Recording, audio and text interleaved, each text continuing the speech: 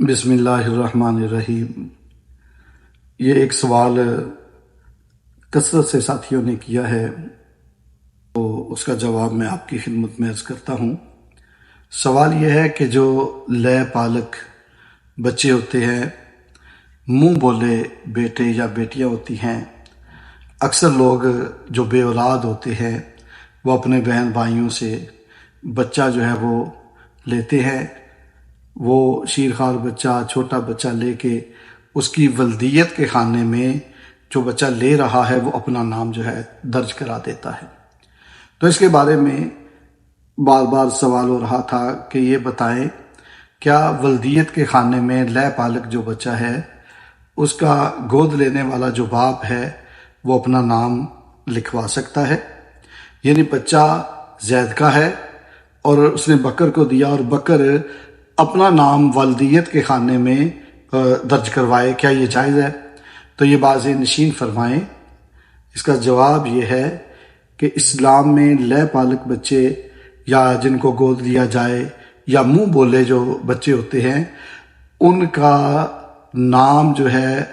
اپنے نام کے ساتھ اس طرح منسوب کرنا کہ پالنے والا جو ہے جو بچے کو اڈاپٹ کر رہا ہے، لے رہا ہے، وہ ولدیت کے خانے میں اپنا نام نہیں لکھوا سکتا۔ سورہ الاحزاب کی آیت نمبر 4 اور 5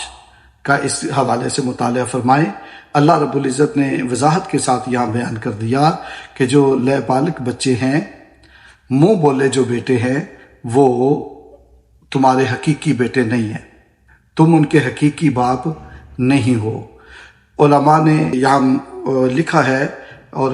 بتایا ہے لوگوں تک، یہ پیغام اللہ اور اس کے رسول کا پہنچایا ہے کہ اللہ رب العزت نے یہ جو منع فرمایا ہے، اب کوئی اپنا نام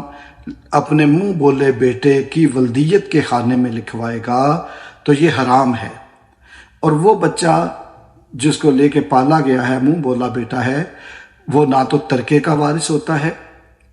وہ وراثت کا بھی وارث نہیں ہے، اور اگر اس کو کچھ دینا ہے تو بندہ زندگی اپنی میں گفٹ کے طور پر، تحفے کے طور پر کچھ دے سکتا ہے، اور اگر اس کے لیے کوئی وصیت کرتا ہے مرنے سے پہلے تو وہ 1/3 حصے کی کر سکتا ہے، سارا ترکہ بھی اس کو نہیں دے سکتا، اگر دے گا تو اس کو ملے گا نہیں۔